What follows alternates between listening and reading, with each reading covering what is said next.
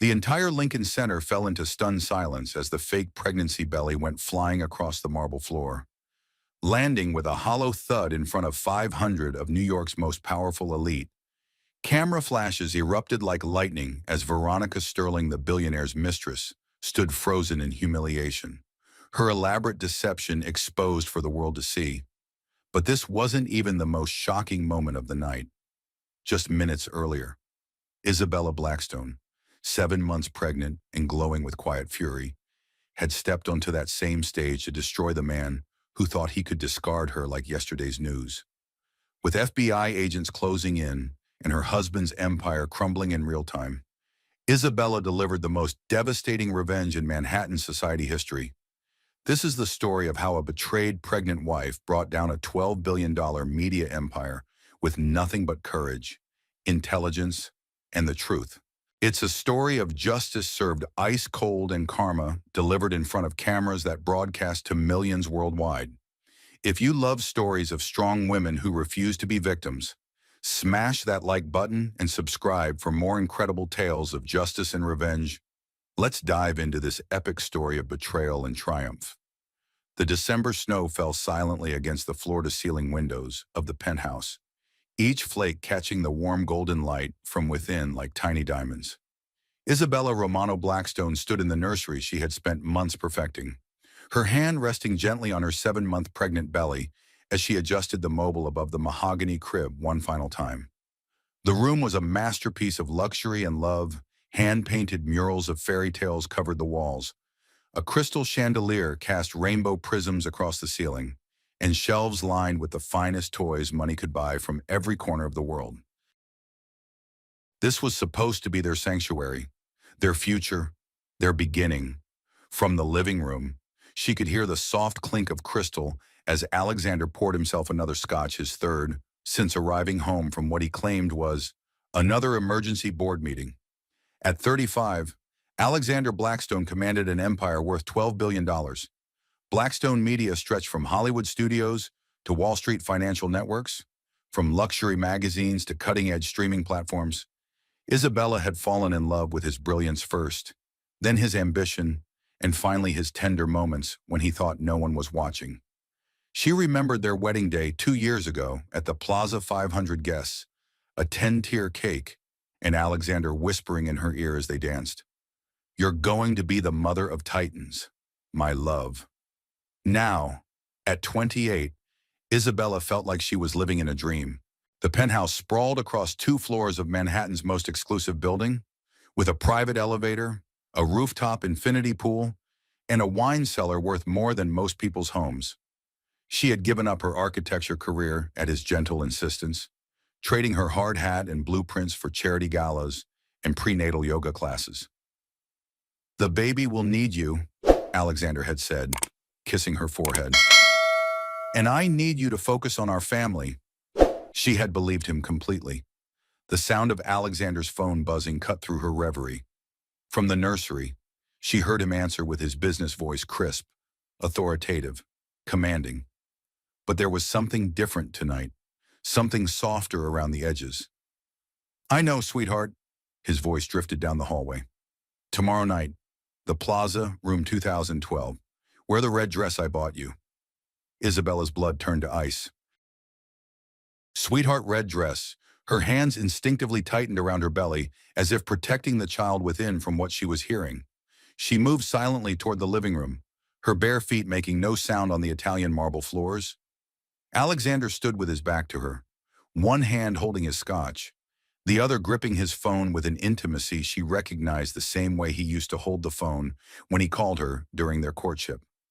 "I love you too, V. Tomorrow we'll tell the world about us." The crystal mobile from the nursery seemed to chime mockingly in the distance as Isabella's world crumbled around her. V. Veronica Sterling, Alexander's personal assistant, who had been around for 8 months coincidentally. Right around the time Isabella had announced her pregnancy, she thought of Veronica's perfect figure, her platinum blonde hair always styled flawlessly, her red-soled Louboutin heels clicking confidently through the Blackstone media offices.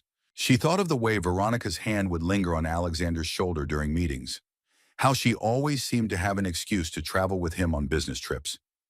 Isabella retreated to the bedroom, her heart hammering so loudly she was sure it would wake the baby.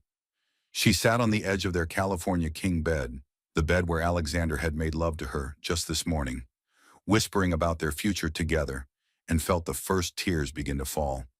But tears would have to wait. Isabella Romano had been raised by a Harvard professor father and a Supreme Court lawyer mother. She had graduated summa cum laude from Harvard herself before meeting Alexander. She knew how to think under pressure. With trembling fingers, she reached for Alexander's iPad, left carelessly on his nightstand. His password had always been their anniversary date, June 15th. Her fingers hesitated over the screen. Did she really want to know the device unlocked with a soft chime? The evidence was overwhelming and devastating.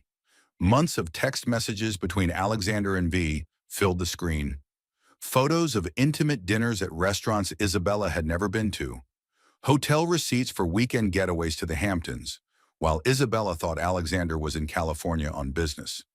But the worst were the recent messages. Alexander, Isabella is becoming impossible. All she talks about is the baby. You're my real future? V. When are you going to leave her? I'm tired of hiding. Alexander. After the baby is born, I'll get custody of Billionaire versus an unemployed pregnant woman. Easy win. Then we can be together properly. V. And what about tonight? She's just sitting at home like a cow. Alexander. Let her tomorrow at the charity gala. I'm introducing you as my partner. The whole world will know you're mine. Isabella's hands shook so violently she nearly dropped the device. Partner. The charity gala was tomorrow, the annual Blackstone Foundation event at Lincoln Center, where Alexander donated millions to various causes in front of New York's elite. Isabella had been planning to attend, to stand by his side as his wife, proudly showing their unborn child to their friends and colleagues. Now she understood why he had been so insistent that she stay home. You need your rest, Bella, he had said just yesterday. The gala will be loud and overwhelming. Think of the baby. She scrolled through more messages, each one a dagger to her heart. Did you transfer the money to my account? Alexander, 50 million, as promised. Consider it an early wedding gift. V. Perfect. I've already put a down payment on that house in the Hamptons. Our house. Isabella felt bile rise in her throat. $50 million of their money that was supposed to secure their child's future had been transferred to his mistress. Their house in the Hamptons, where she had spent last summer planning the nursery's design, was being bought for another woman. The sound of Alexander's footsteps approaching the bedroom sent Isabella into a panic. She quickly closed the iPad and pretended to be adjusting her pillows, but her red-rimmed eyes and pale complexion betrayed her. Bella. Alexander's voice was smooth, concerned, loving, the same voice that had been whispering sweet nothings to his mistress moments before. Are you feeling all right? You look pale. She looked up at the man she had loved completely, had trusted with her life and her future. His dark hair was perfectly styled, his green eyes warm with apparent concern, his 6'2" frame impeccable in his custom Armani suit. He looked like the perfect husband, the ideal father-to-be. I'm fine, she managed, her voice barely above a whisper. Just tired. Alexander sat on the edge of the bed and placed his hand on her belly. For a moment, Isabella felt a flicker of hope. Maybe she had misunderstood. Maybe there was an explanation. How's our little prince doing tonight? He asked, and Isabella felt the baby kick in response to his father's touch. Prince, Isabella asked, trying to keep her voice steady. We don't know the gender yet. Alexander's smile faltered for just a fraction of a second. Just a feeling, he said quickly. Though honestly, I hope it's a boy, someone to carry on the Blackstone name properly. The casual cruelty of his words, the implication that she was merely a vessel for his heir, hit Isabella like a physical blow.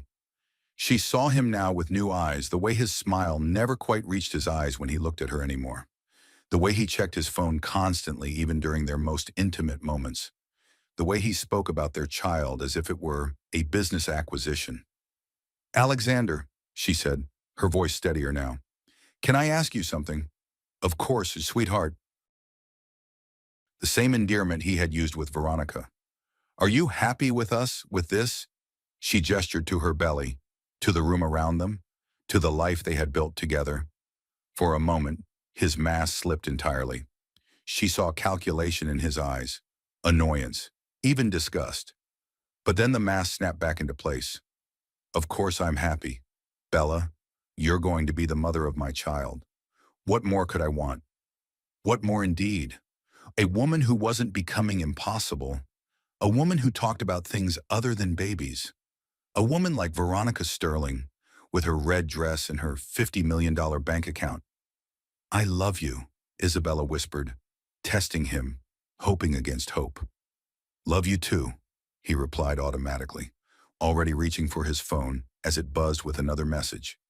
His face lit up as he read it the same way it used to light up when she texted him. That night, Isabella lay awake listening to Alexander's steady breathing, her hand on her belly as the baby moved restlessly inside her. Tomorrow was the gala. Tomorrow, Alexander planned to humiliate her in front of 500 of New York's most influential people. Tomorrow, he would replace her with a woman who saw her as nothing more than an obstacle to be removed. But Isabella Romano Blackstone was not just the daughter of Harvard intellectuals.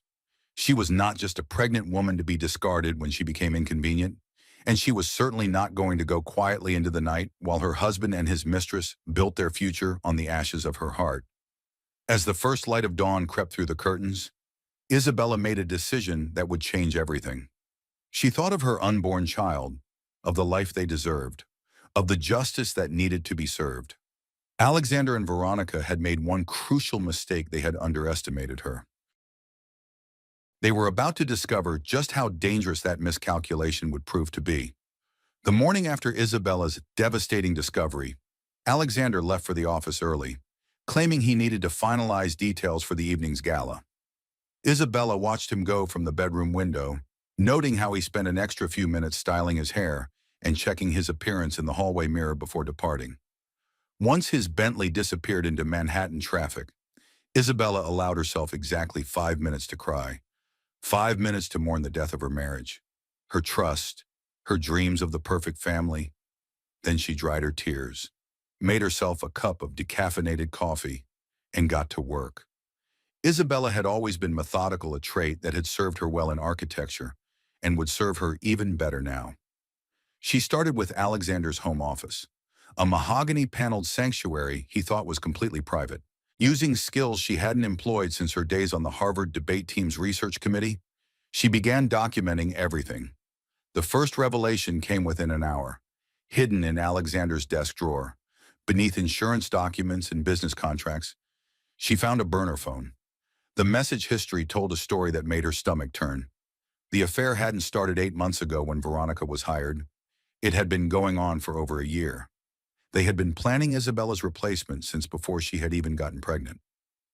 The wife is getting suspicious about our dinner meetings. Maybe we should cool it for a while. Alexander. Don't worry about Isabella. She's too trusting for her own good. Besides, once she's pregnant, she'll be too distracted to notice anything. You're really going to get her pregnant just to keep her busy. Alexander. It's perfect. She'll be fat and emotional for 9 months. Then too exhausted with the baby to pay attention to us. By the time she realizes what's happening, we'll be long gone with half the assets. Isabella's hand instinctively moved to her belly. Her pregnancy, the child she had wanted so desperately, the future she had dreamed of, had been nothing more than a strategic distraction to Alexander. A way to keep her occupied while he planned her betrayal. But the messages revealed something even more sinister. Alexander and Veronica hadn't just been planning to leave her. They had been planning to destroy her. Alexander. The prenup protects most of my assets, but she could still cause problems. We need her to look like an unfit mother. V, how do we do that? Alexander. Document everything. Her mood swings, her crying spells, her irrational behavior. Make it look like postpartum depression. With the right lawyers and the right evidence, I can get full custody and she'll be lucky to get supervised visitation. V, and if that doesn't work, Alexander. There are other ways to handle difficult situations. Don't worry about that. The casual way they discussed destroying her life, separating her from her child, made Isabella feel physically ill. But she forced herself to keep reading, to document every detail. If they wanted to play dirty, she would be ready. As she photographed the messages with her own phone, Isabella's mind drifted back to her college days. Most people knew her as the successful architect who had married Manhattan's most eligible bachelor. What they didn't know was that Isabella Romano had been one of Harvard's most talented investigative researchers. She had helped expose two major academic fraud cases and had been recruited by three different intelligence agencies before choosing architecture instead. It was time to dust off those skills. Isabella spent the next 6 hours conducting the most thorough investigation of her life. She found financial records showing that Alexander had been systematically moving assets into offshore accounts that Veronica could access. She discovered that the business trips to California had actually been romantic getaways to Napa Valley, charged to the company credit card as client entertainment expenses. Most damning of all, she found evidence that Alexander had been embezzling money from the Blackstone Foundation, the very charity that would be celebrated at tonight's gala. Over the past year, he had diverted nearly $100 million intended for children's hospitals and educational programs into his personal accounts. But Isabella's most shocking discovery came when she decided to investigate Veronica Sterling herself. Using techniques she had learned from a cybersecurity expert she had dated briefly before meeting Alexander, Isabella accessed Veronica's social media accounts, employment records, and background information. What she found made everything click into place. Veronica Sterling didn't exist. The woman Alexander was planning to leave her for, the woman he had given $50 million to, the woman he claimed to love, her real name was Vanessa Rodriguez, and she had a criminal record spanning 3 states: identity theft in California, fraud in Nevada, embezzlement in Texas. Vanessa Rodriguez was a professional con artist who specialized in targeting wealthy, lonely men. She had changed her appearance, created a fake background, and had been systematically working to destroy Isabella's marriage from the inside. The final piece of evidence Isabella found made her blood run cold. Hidden in Veronica's medical records that Vanessa had been careless enough to access from Alexander's personal computer was proof that she wasn't pregnant at all. The sonogram images she had been showing Alexander were stolen from the internet. The morning sickness, the prenatal appointments, the talk of their future together, all of it was fake. Isabella sat in Alexander's leather chair, surrounded by printouts and photographs, feeling a strange sense of calm descend over her. The betrayal still hurt, would always hurt, but now she had something more powerful than grief. She had ammunition. Her phone rang, startling her from her thoughts.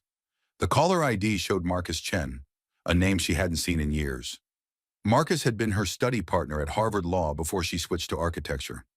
He was also the only man she had ever loved before Alexander, and the one she had given up to marry into wealth and society. Isabella. Marcus's voice was warm but concerned. I hope you don't mind me calling. I saw the announcement about the gala tonight in the Times, and, well, I've been hearing some concerning rumors about your husband.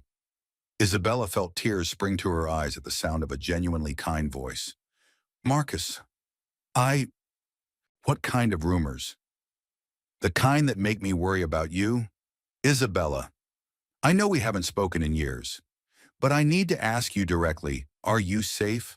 Are you happy? The simple question broke something open inside her.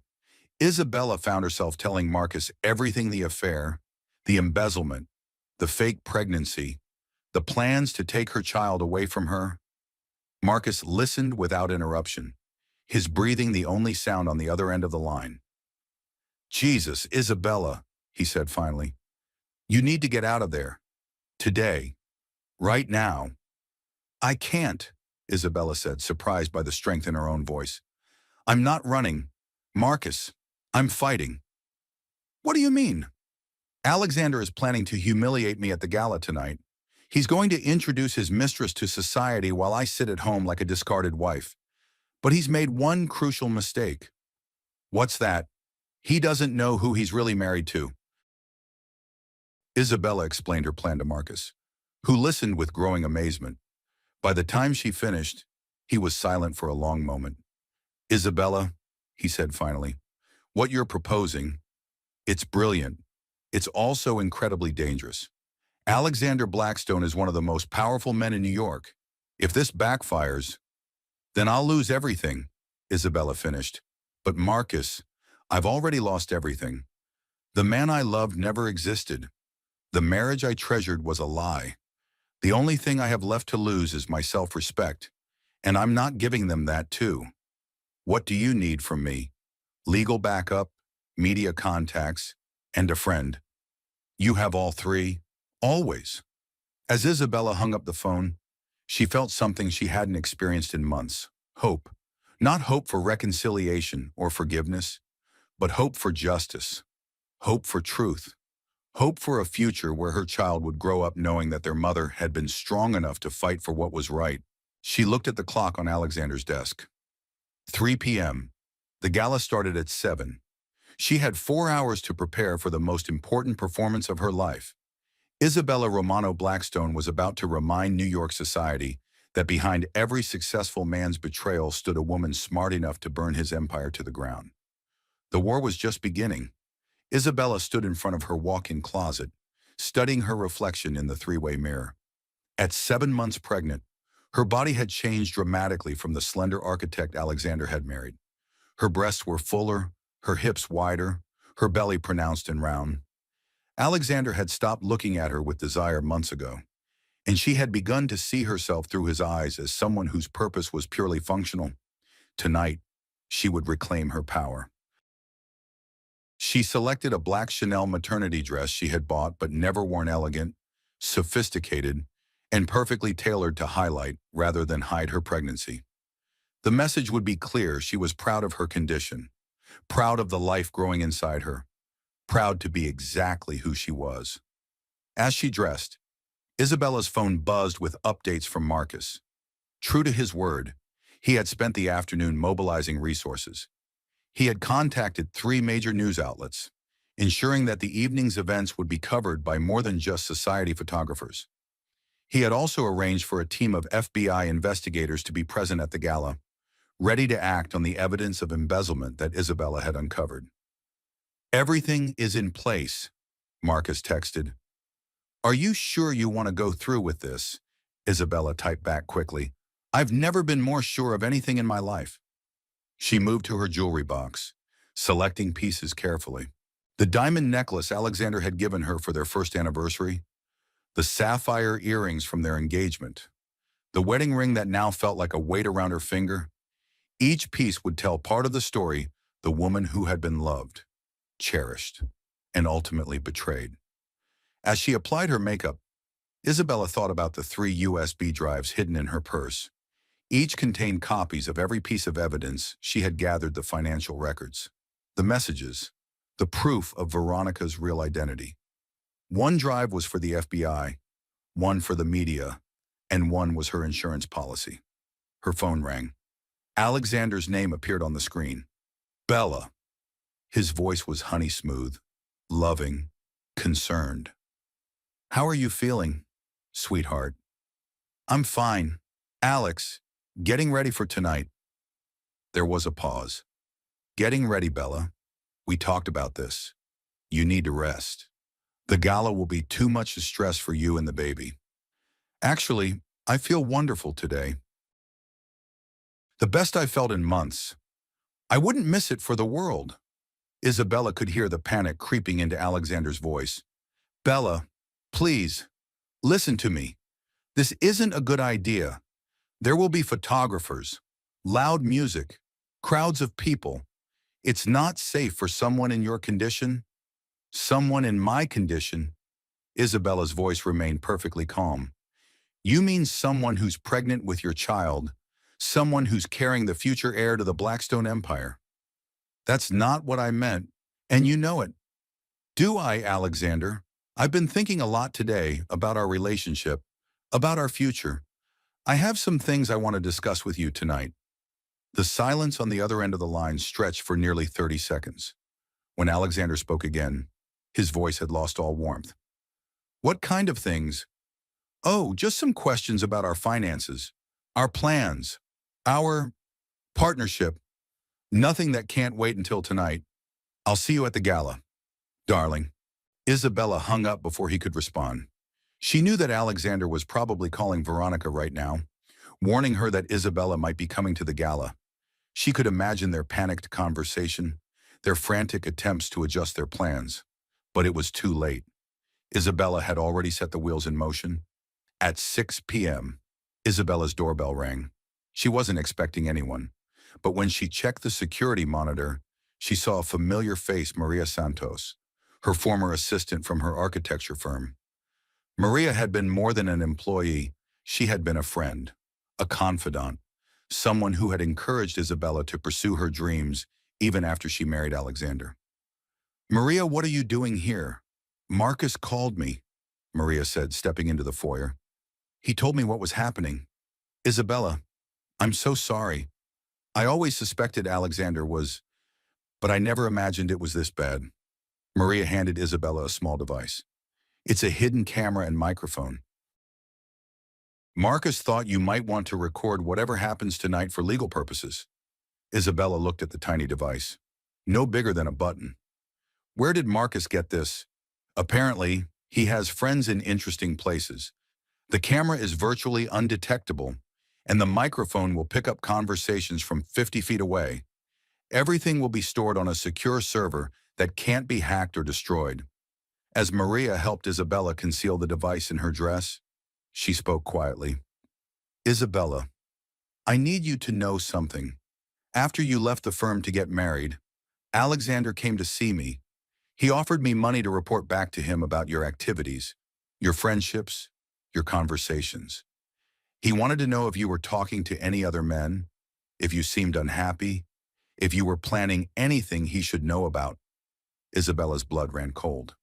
Did you take the money? I told him to go to hell, Maria said firmly. But Isabella, it means he's been watching you for years, controlling you in ways you probably don't even realize. The revelation shouldn't have surprised Isabella, but it did. Alexander's control had been so subtle, so gradual, that she had barely noticed it happening. The gentle suggestions that became firm requests, the friends who mysteriously stopped calling, the career opportunities that Alexander deemed inappropriate for a wife. Maria, Isabella said, I need you to do something for me tonight. Anything. If something happens to me, if I don't come home tonight, or if I disappear, or if anything seems suspicious, I need you to contact Detective Rodriguez at the NYPD. Tell him to look for the safe deposit box at Chase Manhattan. Box number 4472, everything is in there. Maria's eyes widened. Isabella, what are you planning? Justice, Isabella said simply. And freedom? At 6:30, Isabella's car arrived, not the Bentley that Alexander usually sent for her, but a simple black sedan that Marcus had arranged. As she rode through the snow-covered streets of Manhattan toward Lincoln Center, Isabella felt a strange sense of peace. For months, she had been living in a fog of confusion and hurt, trying to understand why her marriage was failing, why Alexander had become so distant, why she felt like a stranger in her own life. Now she understood that none of it had been her fault. She had been living with a predator who had systematically isolated her, controlled her, and planned to discard her. But predators made mistakes when they underestimated their prey. As the car pulled up to Lincoln Center, Isabella could see the red carpet already lined with photographers and news crews. The annual Blackstone Foundation Gala was one of New York's most prestigious events, attended by billionaires, celebrities, politicians, and royalty. Tonight, all of them would witness the truth. Isabella checked her reflection one final time in the car's mirror. She looked radiant, not despite her pregnancy, but because of it. She looked like exactly what she was, a strong woman, ready to fight for her future and her child's future. Mrs. Blackstone, the driver asked, are you ready? Isabella placed her hand on her belly, feeling the baby move restlessly inside her. We're ready, she said, As she stepped out of the car and onto the red carpet, camera flashes immediately began popping. Isabella smiled and waved, looking for all the world like the perfect billionaire's wife attending another glamorous event. No one in the crowd of photographers and reporters could have imagined that they were about to witness the most explosive scandal in New York society history. Isabella walked through the entrance of Lincoln Center with her head held high, ready to take back everything that had been stolen from her. The reckoning had begun. Lincoln Center's David H. Koch Theater had been transformed into a glittering palace for the evening. Crystal chandeliers cast warm light over tables draped in white silk, each centerpiece a masterpiece of white orchids and baby's breath. 500 of New York's most influential people mingled in evening wear that collectively cost more than most people's homes. Isabella arrived fashionably late, just as Alexander was beginning his opening remarks from the podium. She could see him clearly from the back of the theater, impeccable in his custom Tom Ford tuxedo, his dark hair gleaming under the stage lights, his voice carrying that commanding authority that had first attracted her to him 5 years ago. Ladies and gentlemen, Alexander's voice boomed through the sound system. Welcome to the 10th Annual Blackstone Foundation Gala. Tonight, we gather not just to celebrate our achievements, but to commit to an even brighter future for the children and families who depend on our foundation's work. Isabella spotted Veronica immediately, seated at the head table in a stunning red Valentino gown. Her blonde hair swept into an elegant updo, her belly artificially rounded beneath the flowing fabric. She was playing her part perfectly, the beautiful, pregnant mistress, soon to be revealed as the new Mrs. Blackstone. As Alexander continued his speech about charitable giving and family values, Isabella made her way through the crowd. Heads turned as she passed. She had been absent from society events for months, and her presence tonight was unexpected. She heard whispered conversations following in her wake. Is that Isabella Blackstone? I thought she was on bed rest. She looks radiant, doesn't she? I heard there were problems in the marriage. Isabella took a seat at an empty table near the back, her heart pounding but her expression serene. She watched Alexander's face as he finally noticed her presence. Even from across the massive theater, she could see the exact moment his eyes found her. His confident smile faltered for just a fraction of a second before snapping back into place. But Isabella had seen enough poker games with her father to recognize a tell when she saw one. Alexander rushed through the remainder of his opening remarks, his usual polish slightly diminished by the knowledge that his pregnant wife, the woman he had told to stay home, was watching him from the audience. When he finished to polite applause, Isabella watched him lean down to whisper something urgent in Veronica's ear. Veronica's head whipped around, scanning the crowd until her eyes locked with Isabella's. Even from this distance, Isabella could see the flash of panic, quickly masked by defiance. Veronica leaned back toward Alexander, her lips moving rapidly in what was clearly an agitated conversation. Isabella smiled and raised her water glass in a small toast. Let them worry. The first course was served seared foie gras with champagne reduction, while a string quartet played Vivaldi in the background. Isabella ate mechanically, her mind focused on the USB drive hidden in her clutch and the hidden camera recording every moment. Around her, New York's elite discussed stock portfolios and vacation homes, blissfully unaware that their evening was about to take a dramatic turn. During the soup course, Alexander excused himself from the head table and made his way toward Isabella. She watched him approach, noting how he had composed himself back into the charming, concerned husband role he played so well in public. Bella, he said, bending to kiss her cheek as camera flashes popped from the society photographers stationed around the room.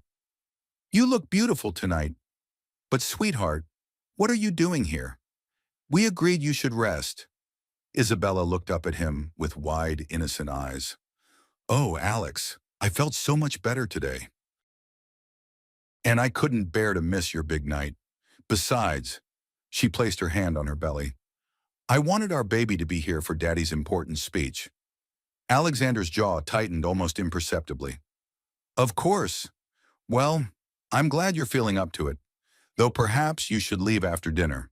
The program runs quite late, and actually, Isabella interrupted smoothly. I was hoping I could say a few words tonight about the Foundation's work with children. From the perspective of an expectant mother, I'm sure our guests would love to hear about our hopes for the future of our family. The blood drained from Alexander's face. Bella, that's not. The program is already set. There's no time for additional speakers. Oh, I'm sure we can make time, Isabella said brightly. After all, who better to speak about children's charities than someone who's about to become a mother herself? She could see Alexander's mind racing, trying to find a way to refuse without causing a scene. Around them, other guests were beginning to take notice of their conversation. We'll discuss it later, he said finally, his smile strained. Enjoy your dinner, darling. As Alexander returned to his table, Isabella saw him stop to speak with several men in dark suits stationed around the perimeter of the room. Security, she realized. He was making sure they were aware of her presence, probably instructing them to escort her out if she caused any problems. The irony was delicious. Alexander thought he was protecting his carefully orchestrated evening from his unstable, emotional wife. He had no idea that he was actually facilitating his own downfall. The main course arrived Wagyu beef with truffle sauce accompanied by speeches from various Foundation board members and beneficiaries. Isabella listened with half her attention while mentally rehearsing her own speech. She had memorized every damning detail, every piece of evidence, every devastating revelation. As dessert was being served, Alexander stood to deliver his closing remarks. This was traditionally the emotional highlight of the evening, where he would speak passionately about the Foundation's mission and announce the year's fundraising total. Friends, Alexander began, his voice warm and resonant. Tonight we have raised over $50 million for children in need. These funds will build hospitals, create scholarships, and provide hope for thousands of families across our great nation. The irony was staggering. Alexander was celebrating raising $50 million for charity while having stolen twice that amount for his own purposes. Isabella felt her baby kick strongly, as if responding to her rising indignation. But beyond the money, Alexander continued, tonight represents something deeper.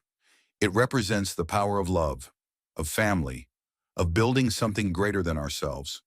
Speaking of family, Isabella's blood turned to ice as she realized what was coming. I have a very special announcement to make tonight. Many of you know that my wife Isabella and I are expecting our first child.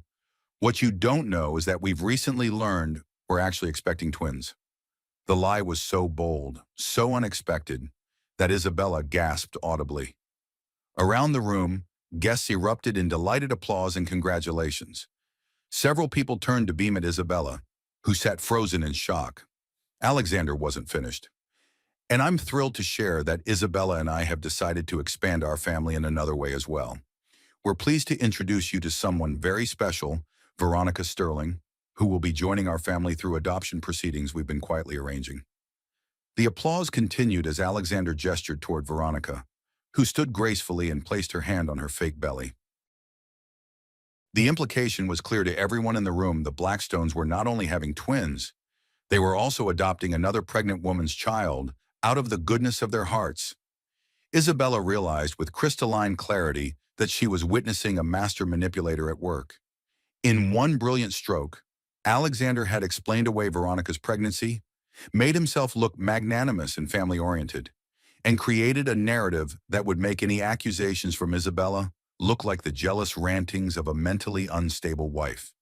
It was time to destroy him. Isabella stood up slowly, her chair scraping against the floor in the sudden quiet that followed Alexander's announcement. All eyes in the room turned toward her as she began walking toward the stage, her hand resting protectively on her belly. Actually, Isabella said, her voice carrying clearly through the theater's excellent acoustics, I think there are a few things about our family that need clarification. Alexander's face went white as Isabella climbed the steps to the stage. The room buzzed with confusion and anticipation. This was not part of the program, but no one was going to stop a pregnant woman from speaking at a charity gala.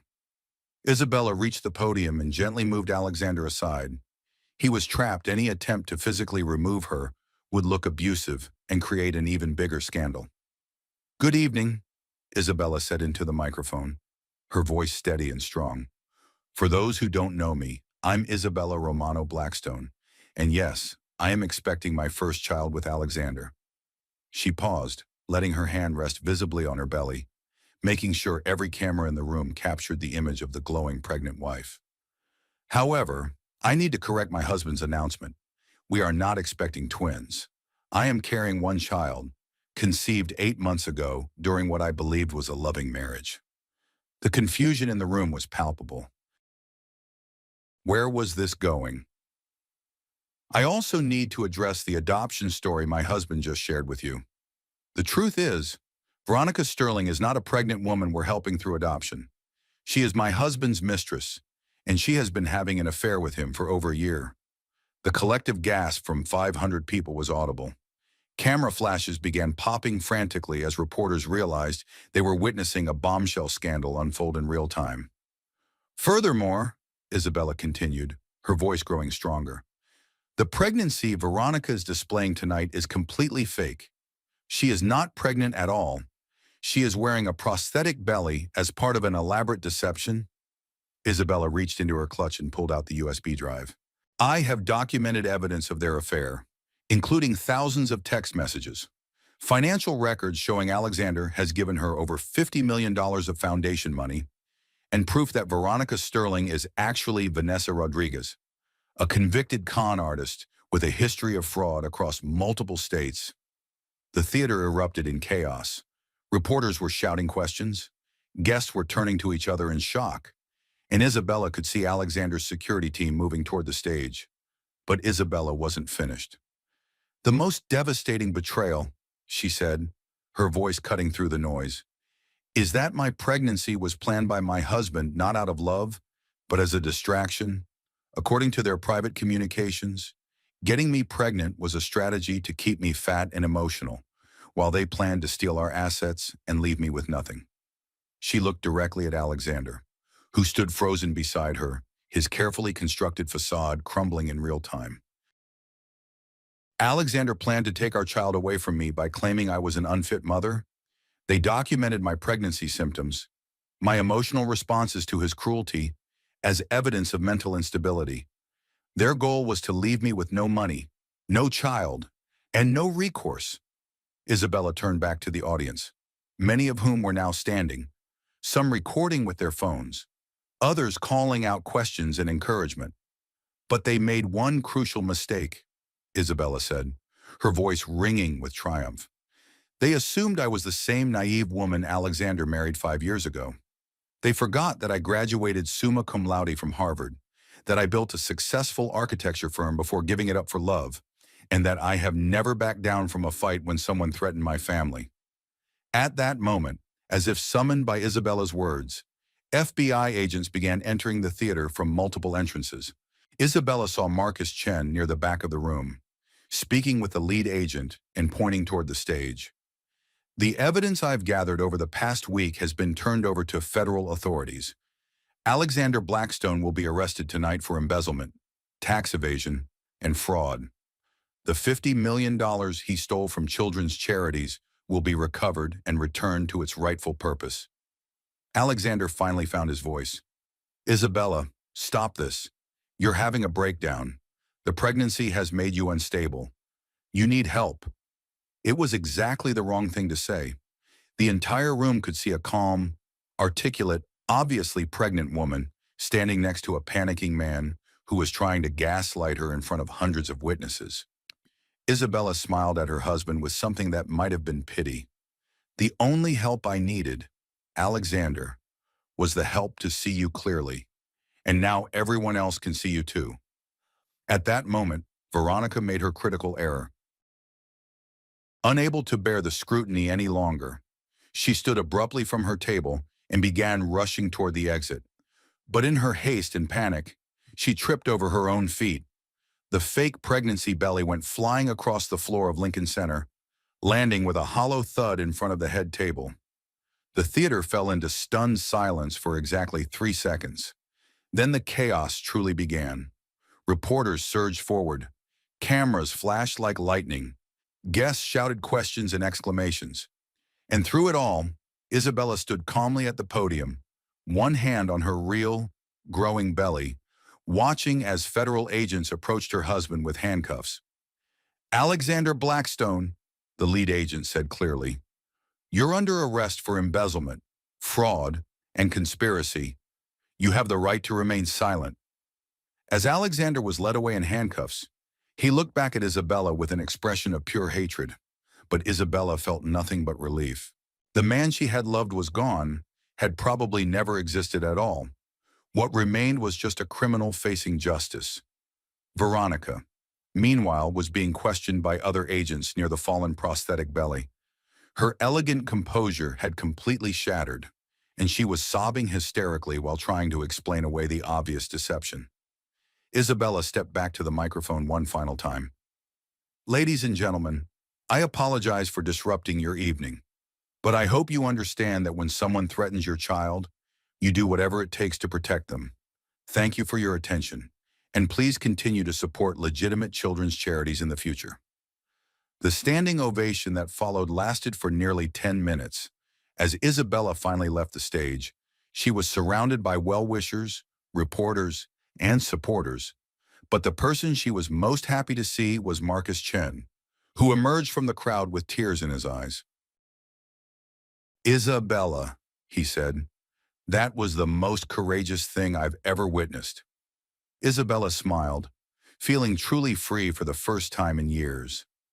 "It was the most honest thing I've done in a long time." As they walked toward the exit together, Isabella could see the headlines already forming in her mind. "Pregnant wife exposes billionaire's affair on stage. Mistress flees in public shame." But those headlines would only tell part of the story. The real story was about a woman who had found her strength, protected her child, and refused to be a victim. The real story was about Isabella Romano Blackstone's rebirth.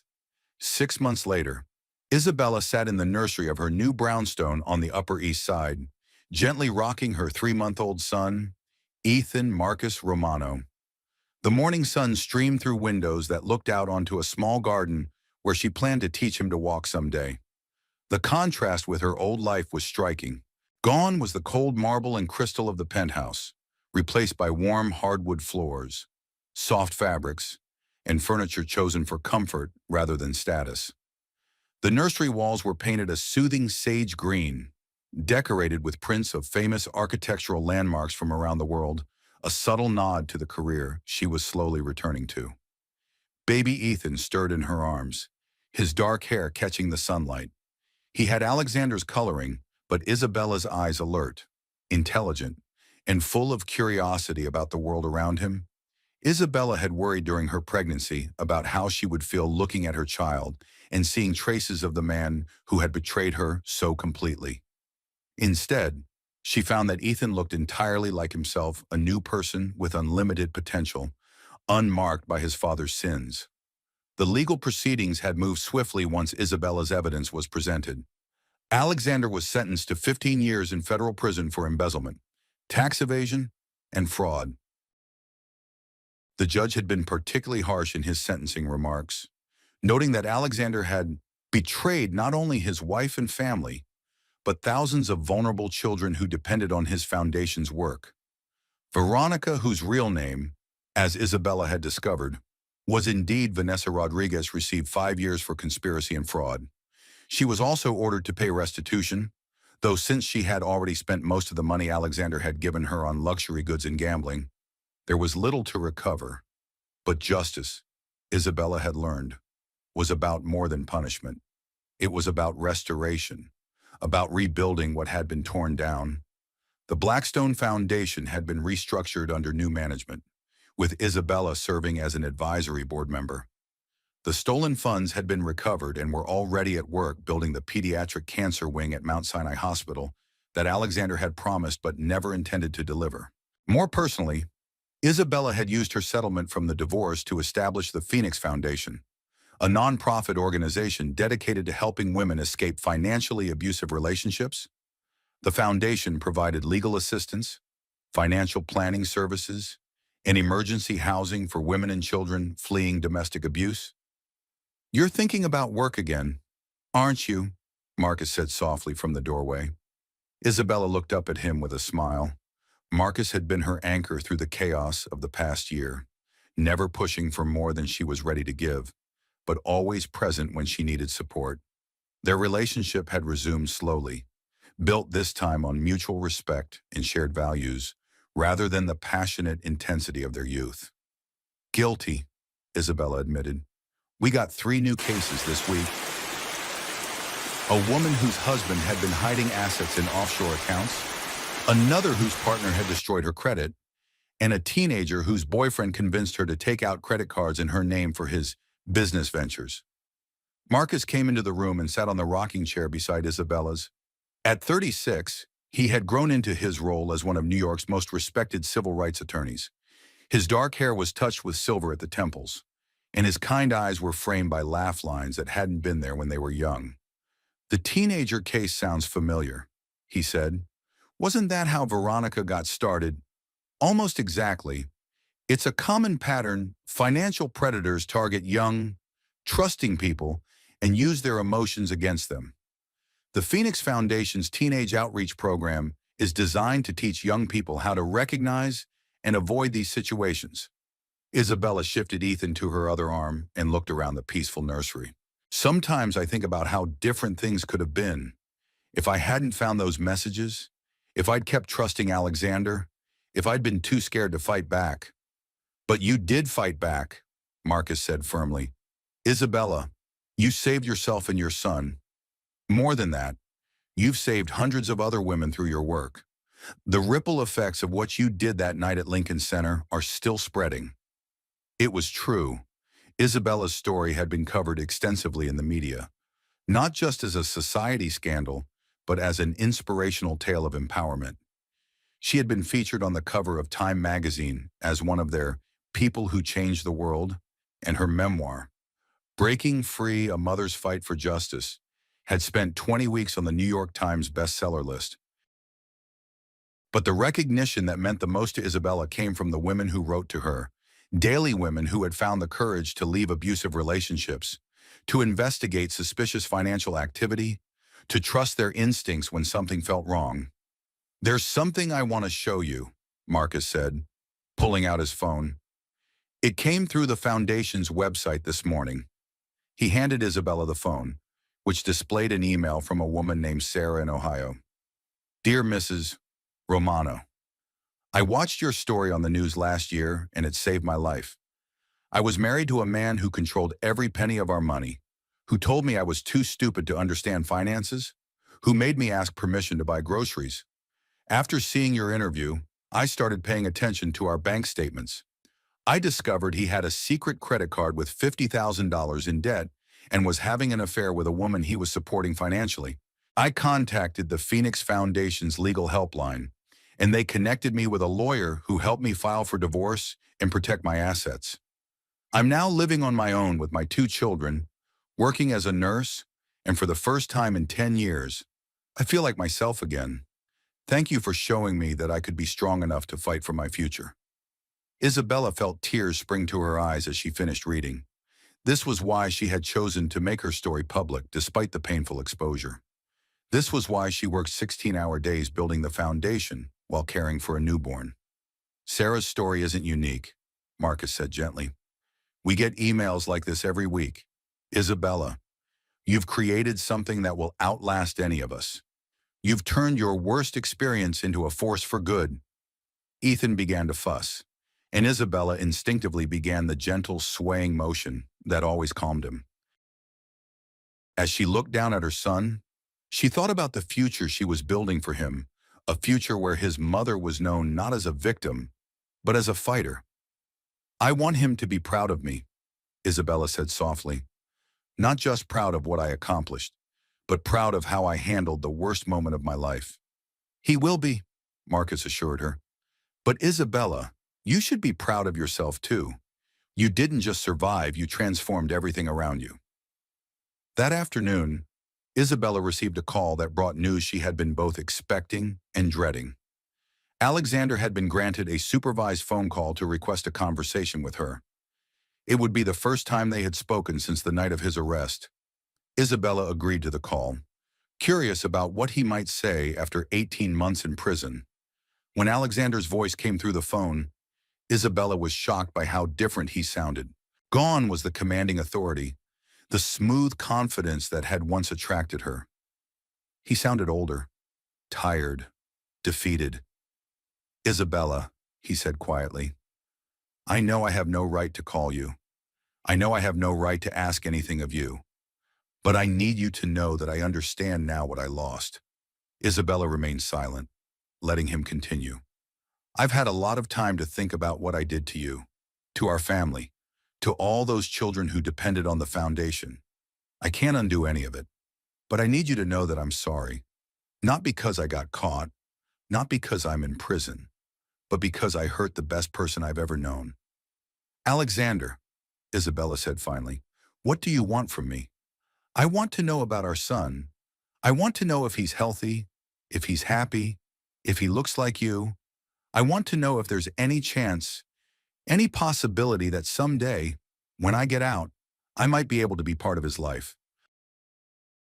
Isabella looked across the room at Ethan, who was napping peacefully in his crib, completely unaware of the conversation taking place about his future.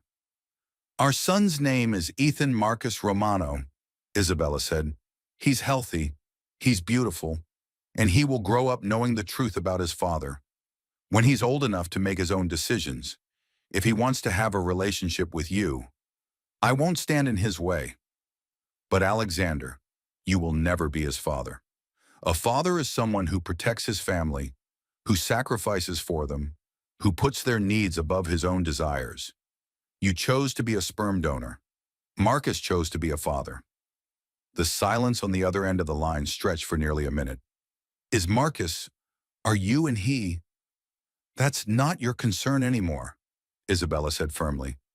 "Your concern should be becoming the kind of man who deserves forgiveness. Not just from me or from Ethan, but from yourself." After the call ended, Isabella sat quietly in her living room, processing the conversation. She felt no satisfaction in Alexander's obvious suffering, but she also felt no inclination to offer him comfort. Some bridges, once burned, were meant to stay that way. That evening, Marcus came over for dinner, a routine they had established in the months since Ethan's birth. As they cooked together in Isabella's warm, inviting kitchen, she told him about Alexander's call. "How do you feel about it?" Marcus asked, chopping vegetables while Isabella tended to the sauce. "Neutral," Isabella said, surprised by her own answer. "I don't hate him anymore. Marcus, I don't love him. I don't forgive him. But I don't hate him either. He's just irrelevant to my life now." "That's probably the healthiest response possible," Marcus observed. "And what about Ethan? How do you plan to handle that situation as he gets older?" Isabella had been thinking about this question for months. "I'll tell him the truth, in age-appropriate ways, that his biological father made serious mistakes that hurt a lot of people, including us. That sometimes people we love disappoint us, but that doesn't define our worth or our future. And that the men and women who choose to love and support us like you are often more important than the ones who share our DNA." Marcus stopped chopping and looked at her with an expression of deep love and admiration. "Isabella, there's something I want to ask you." He set down his knife and turned to face her fully. Isabella felt her heart rate increase as she recognized the seriousness in his tone. "These past 18 months, watching you rebuild your life, watching you create something beautiful from something terrible, watching you be an incredible mother, it's been an honor to be part of your journey. And I find myself hoping that I can be part of all your journeys going forward." Marcus reached into his pocket and pulled out a small velvet box. Isabella's eyes widened as he dropped to one knee in her kitchen, surrounded by the sense of their home-cooked meal and the sounds of baby Ethan cooing in his bouncer nearby. "Isabella Romano, will you marry me? Not because you need me, not because you need anyone, but because we choose each other. Because we want to build something together based on respect, equality, and love." Isabella looked down at the ring, a simple, elegant sapphire surrounded by small diamonds. Nothing like the ostentatious engagement ring Alexander had given her. This ring was beautiful because it was chosen specifically for her, because it represented a love based on knowing her completely and choosing her anyway. Yes, Isabella said, tears streaming down her face. Yes, Marcus, I want to choose you too.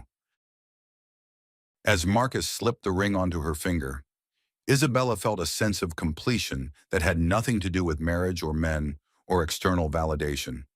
She felt complete because she had fought for herself, had protected her child, had built something meaningful from the ashes of betrayal.